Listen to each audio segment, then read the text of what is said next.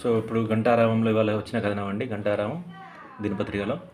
So మంత్రి ఇలాకాలో revenue లీలలు ఉంది. రాజు గౌడ్ గారు వేశారండి.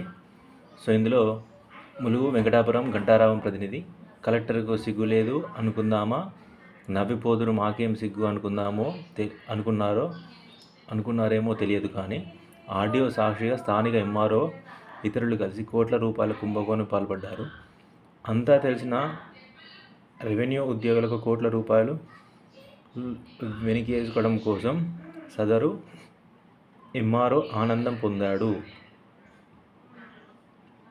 ఆర్ఐ కూడా అందులో లక్షల రూపాయల దళారుల నుంచి ఆశించినట్లు పలు ఆరోపణలు అని ఇట్లా కథనం వచ్చిందండి ఇవాళ. సో దళితుల భూములు అంటే కొంచెం ఇది ఇక్కడ చూద్దామండి. ఇక్కడ ఏముందంటే, దళితులకు ఎగనామం, భూస్వాములకు పెద్దపీట.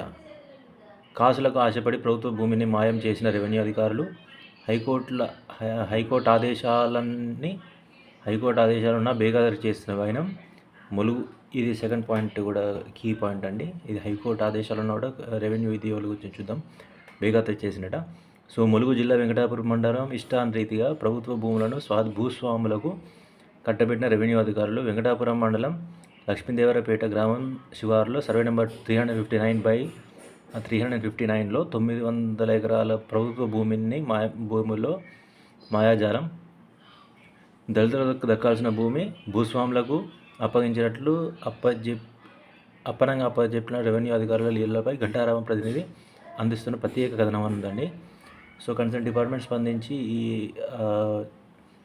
తిరిగి దళిత భూములని జప్తు చేసుకొని ప్రభుత్వం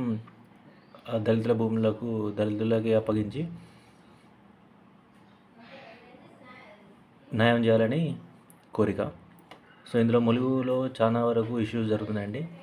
ములుగులో మైనింగ్ ఎక్కువ జరుగుతుంది. మైనింగ్ మాఫియా, ఎందుకంటే భూపాలపల్లి ఇటంతా మైనింగ్. ఇది ములుగులో కూడా చాలా ఎక్కువ మైనింగ్ ఉంది. అంటే లీగల్ మైనింగ్ ఇల్లీగల్ మైనింగ్ తెలియదు, కానీ కాకపోతే మైనింగ్స్ ఎక్కువ జరుగుతున్నాయని తెలుస్తుంది.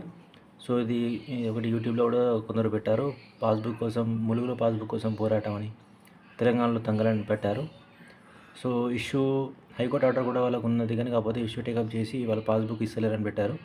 సో కన్సర్న్ డిపార్ట్మెంట్ స్పందించి వాళ్ళు కూడా పాస్బుక్ ఇవ్వాలని కోరుతున్నాను. థ్యాంక్ యూ అండి.